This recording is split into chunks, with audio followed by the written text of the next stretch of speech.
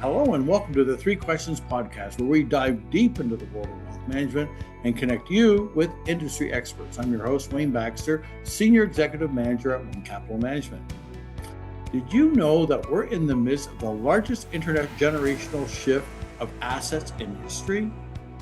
If you're listening or watching, you're most likely either funding it or a beneficiary. If you're one of those, stay tuned. Our topic today, the three questions high net worth investors should ask about the silver tsunami. Thank you for taking time to check us out. And if you enjoy this episode of the Three Questions podcast, please consider liking this video and subscribing to our podcast and YouTube channels.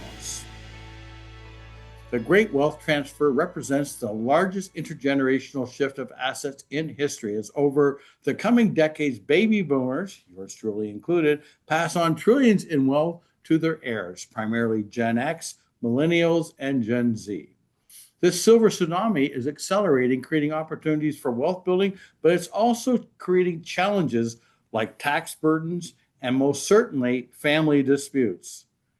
If not planned properly, it will be a bit of a gong show, put it mildly. Joining us once again from beautiful Miami, Florida, to review the three questions high net worth investors should ask about the silver tsunami is my good friend, Gretta Zutz. Gretta, great to see you again. Great to see you, Wayne. And I hope I never get to see a tsunami I think we're in hurricane season in Oh my Miami. God, I got a story to tell you about that. So when we first moved to Malibu, the first house that we lived in was on Broad Beach Road, and we literally looked over, like we were in Malibu, looking over the ocean. I remember the first morning, I'm sitting on the balcony with my laptop, and literally going by me at eye level was a flock of pelicans, while there were dolphins flopping around out in the water. I was in heaven. So then the founder of our firm, One Capital Management, comes in to see the new digs I have. Don McDonald, hi Don, walks out onto the balcony, looks around. He goes, "You should be safe from a tsunami here." I swear to God. A tsunami? Like what brought that out? Like, I swear to God. So true story. True story. Not Yeah. And I'm like, so oh, extreme.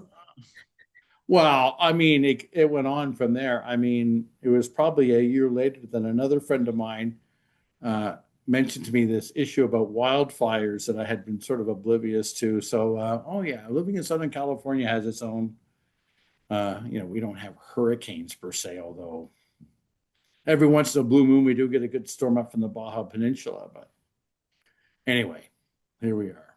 Well, we got a lot to cover today. I do want to bring up the fact that we have a whole library of episodes now. I like to call them, we have the Three Questions alumni, and we have over 120 episodes now.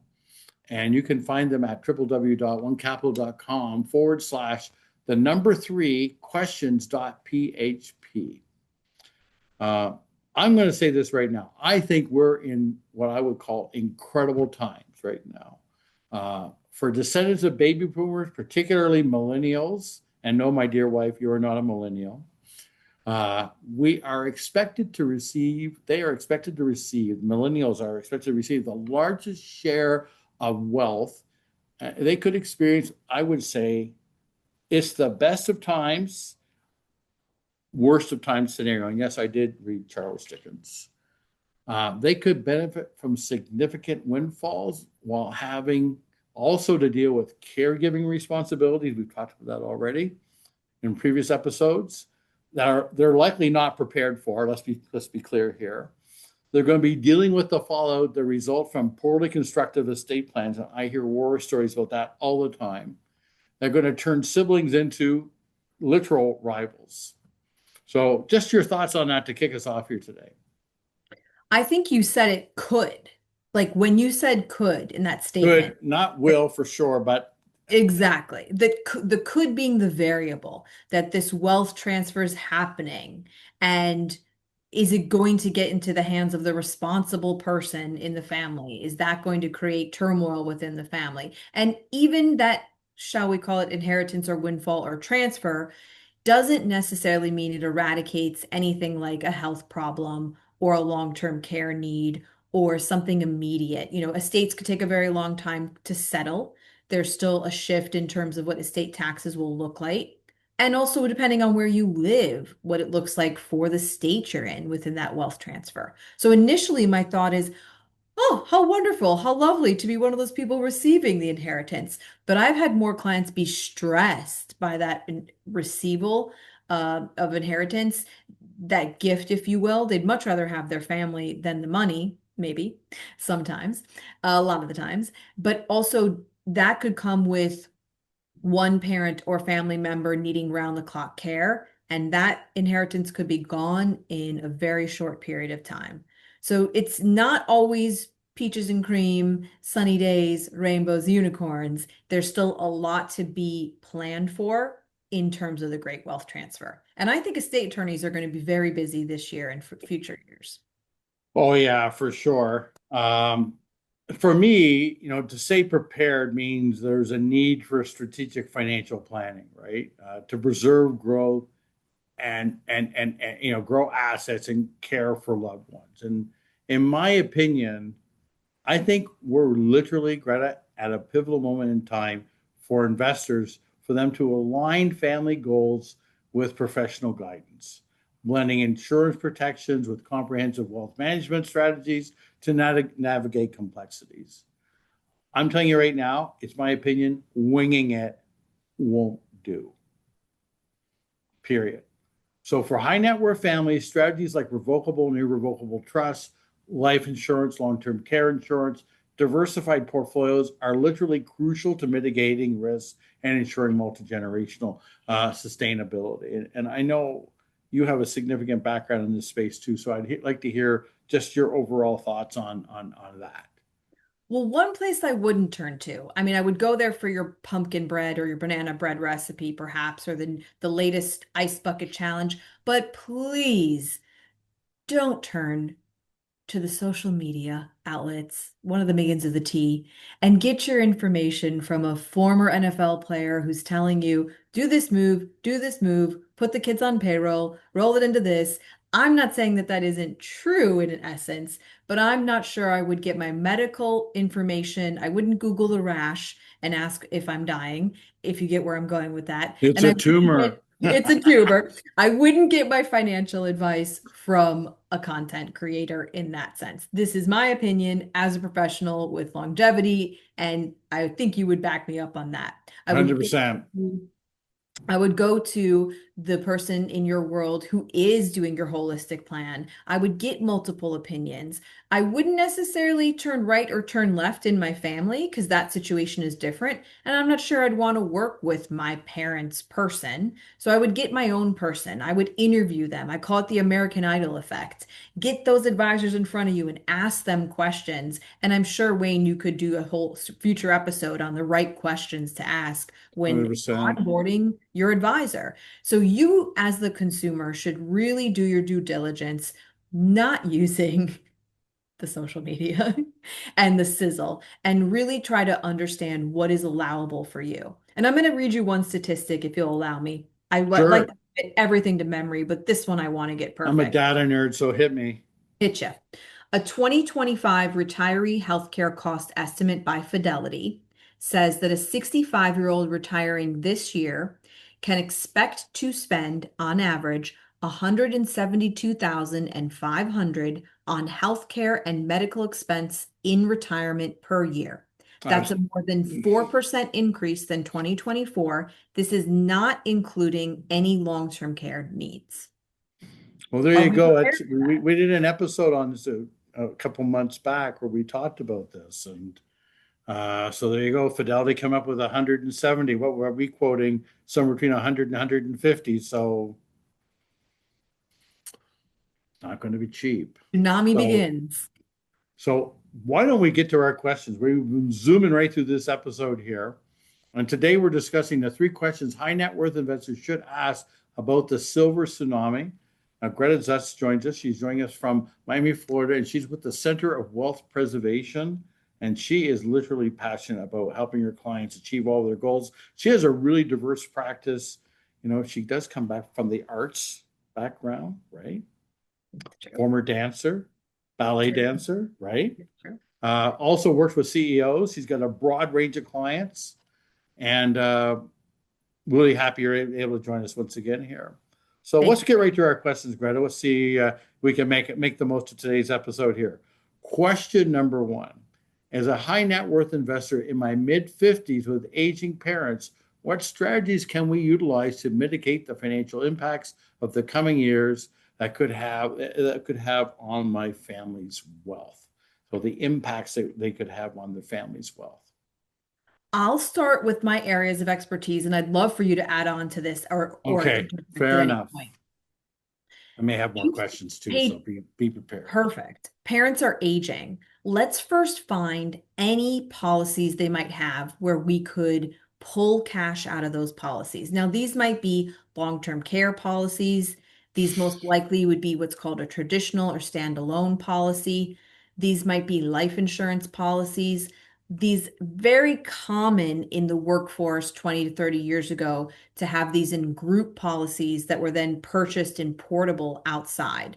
So we're finding that a lot of 50-year-olds with parents that might be 70s or 80s would have these policies. They just don't know where they are. And it also Hmm. might be that the carrier, that's the provider of the policy, has been absorbed to another carrier, has been absorbed to another carrier. And it's almost like finding, even a policy number might take some digging. Here's where you can use the internet to find a customer service number to find out if that person does have a policy. But we'd like to know first if there's something we can tap. If I'm a 50-year-old with aging parents, I'd like to know, number one, I'd love a candid look into the overall estate So the plan. discovery process is where you start, just like I would. Yes, really understanding what's allowable to tap for certain needs and understanding what my aging parents want. And then if I have kids or grandkids, also understanding and identifying, well, how do I start looking at protecting my future so that as longevity exists in my family, we're not going to come into the situation where we have to offload all of our assets quickly or fire sale on my favorite real estate just to pay for care or pay for something. So life insurance and long-term care insurance policies do come into play here. And also, if possible, we want coordination of care. We want to know from those other accounts, and Wayne, you could speak to qualified accounts and RMDs, Mm-hmm. using the strength of those distributions to continue to create wealth.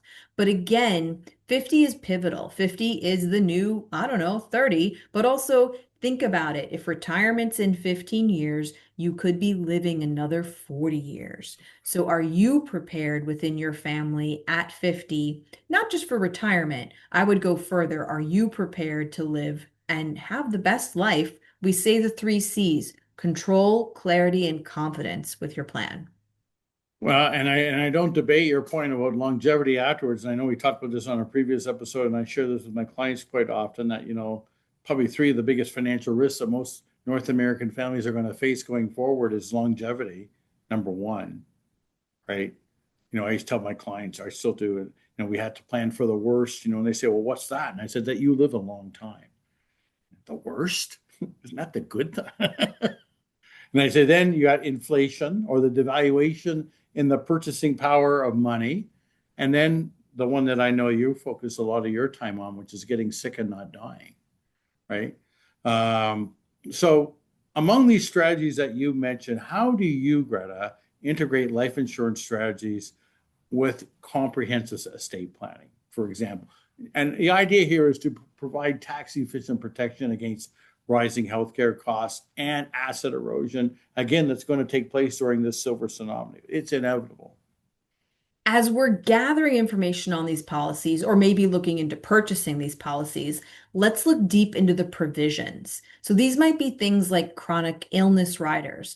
These might be things like accelerated benefits riders. What is all this jargon that I'm saying? Sometimes it's very real and very solvable and very correct to look at these policies not just as we get older, that it's going to be used just for death benefit, though that should be the purpose when purchasing it in terms of a solve, if you will. But some of these policies have wonderful provisions on them, allowing you to pull money out pre-death to, let's say, get an experimental treatment if you're chronically ill, or settle and take care of something that you've always wanted to do. I had one client use a chronic illness rider on one of her policies to take her entire family on a cruise around the world. What an amazing legacy to leave. That I think she took about 42 family members on a cruise. She paid for that trip, and instead of leaving each person 20 grand, that experience You let was, them a memory they'll have for the rest of their life. yeah, absolutely. Right. So there's different ways to sort of analyze, if we're just talking about the insurance part and have it fit into the overall plan. And then I would also say clients should really make sure they've revisited that estate plan. I'm not an attorney. I know you and I refer to attorneys often. Yeah. Kind of blows my mind sometimes where there's gaps left open. And often where we see really strong planning happen is generational planning. Grandparents might really want to gift for your child's education, but take that a step further. They could be gifting insurance policies. It's a wonderful book about the Rockefellers and how they did it. It's a nice case study on how the Rockefellers built generational wealth. It's a quick read. Sometimes I say to clients, maybe just do a little digging into what that means for legacy. But grandparents don't always have to gift things. I have a child and she has a lot of things. So we do the two things can come in, one thing goes out of the household. And it would be lovely if every year on her birthday, how cool would that be if it lined up with a generational gift from the family that then created more wealth for her future and she could be unstoppable. Maybe you're looking at the next president. I don't know. Who knows? Before I move on to the next question, just one additional question I wanted to ask you. How often are you meeting with clients that have, say, like a 20-year term policy that they bought, probably in conjunction with their mortgage plan? Like they want to make sure that maybe it's a sizable policy, maybe 500,000, $1 million to cover a mortgage, maybe even larger. And now they're looking at life insurance for like more of a permanent perspective, but their health has become challenging. You ever get into conversations about converting existing policies? Is that something that you would talk to your clients about?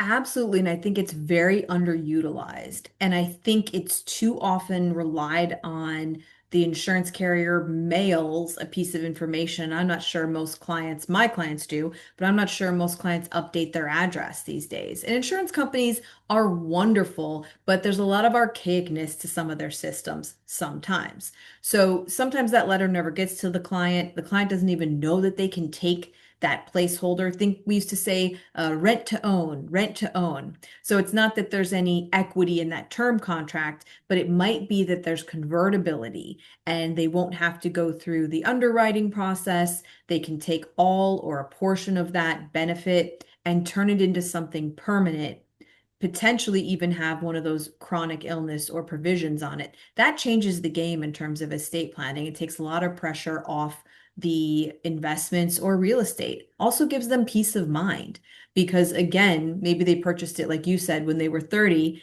And now I always joke and say if there was an 18-year term product, everyone would buy that the minute their kid was born, you know? Well But I said. say, but wait, you should buy a 36-year because the kid's going to move back in with you after school. So, Okay. we have these Don't songs. remind, Yeah. please, God. Uh, They're coming back. So no. term has its place, but really, truly, just because you put it in place, I wouldn't set it and forget it. Okay, Greta, let's move on to question number two. My parents are looking to help us create and sustain multi-generational wealth for our family. What kind of strategy should we consider? This is a Give us great the question. Cliff Notes version here on that. So much here. And again, it's all about the conversation and what amount they're comfortable with. So, of course, you have your allowable gifting. You have certain, things like for college planning, your 529s. In Florida, we have something called Florida Prepaid. It's really beautiful. You're buying credits. But again, you have to weigh those back and forths with those plans. If it's a child who's young, they might not go to school. I hate to tell you, but it's happening. They're starting companies younger and younger. They could also explore what we call generational giving or gift of a lifetime, which is using insurance strategies on minors. So the parents have to give permission, the grandparents have to have insurance in place, but it's a really beautiful way to create sustainability. Could also use real estate here. Maybe there's the idea that that real estate would be, instead of paying, future dorm fees for the college or university they're attending, maybe you're going to invest in real estate and then very artfully turn that property over to the child. Certain different ways of doing it for gifting strategies for grandparents that can create a legacy. And one of them that's very overlooked a lot is insurance. Just a quick follow-up question. Beyond the basic, how can incorporating insurance products enhance tax efficiency and protect against market volatility? So again, we're in the business of wealth management. We always like to say we manage volatility, but I want to hear it from an insurance expert. What's your take on this? I know there's a movie out there. I'm not going to quote it, but it's Tommy Boy and it's something about guarantees. So if you know my reference, you'll giggle. But the reality is Chris guarantees. Farley, rest in peace. Rest in peace. Oh, we love him.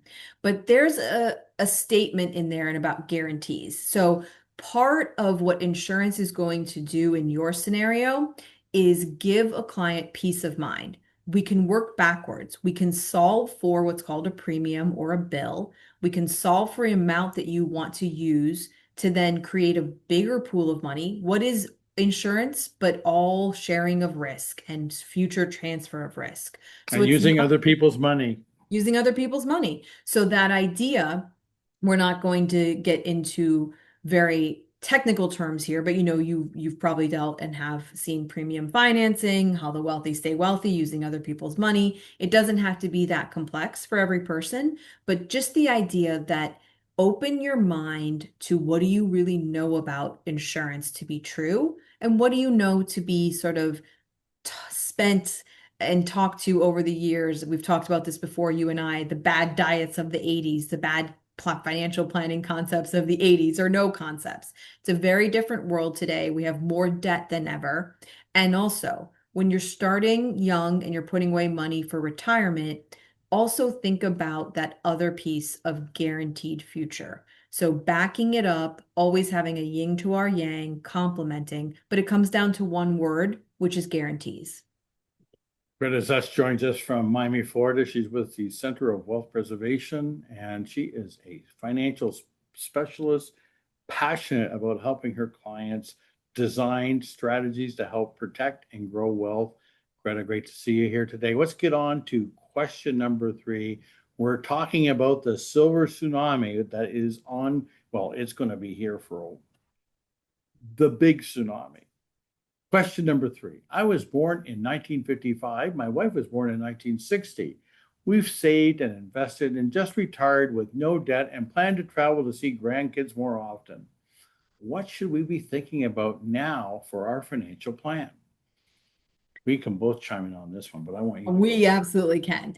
I would You go first. Yeah, I would turn to your partner, whatever the situation. Now, we have a lot of people that are on a second or third marriage. We have single, widowed, divorced, but let's The use Brady that. Bunch family actually I did an episode with an estate planning attorney here in California, Debbie Babb. Hi, Debbie, on the Brady Bunch family. I love that.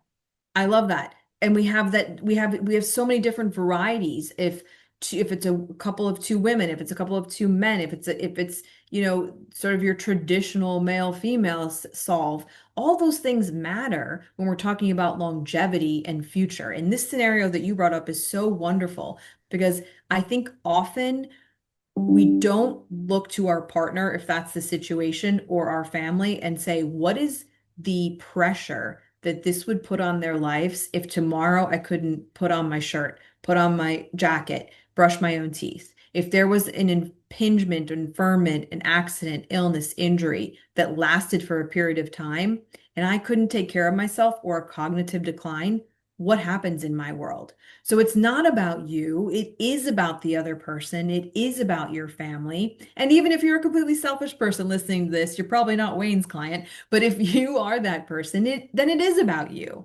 It is about how you want to have dignity and flexibility and choice. And I would have a conversation. What part of our world, is it that home that we've paid off? Is it our fixed income? Is it our bonds? What is it, Wayne, as our advisor, that is there for us to draw upon should we have a future need where one of us can't take care of the other one? Or what if it happens to both of us at the same time? We need to plan for that future. When I look at that, when I read that question, I guess what came to my mind was, given their age, I would take a hard look at their spending. That's where Mm. I would start. Not just now, not just 2025, timestamp this podcast, but I'd be looking over the next 20, even 30 years at a minimum. From there, risk management, estate planning goals would influence how their capital should be allocated. Like we talked about, I think, on the previous episode about family's financial DNA. I mean, really, it all starts with cash flow planning and works from there. Simple as that. Any thoughts just before we wrap up on that comment? I love it. I think it's just all about the conversation. And lastly, I'll say being someone who deals with insurance 12 hours a day, if I can, 16 hours a day. I'm waking up thinking No, about no, Greta, no, not 16.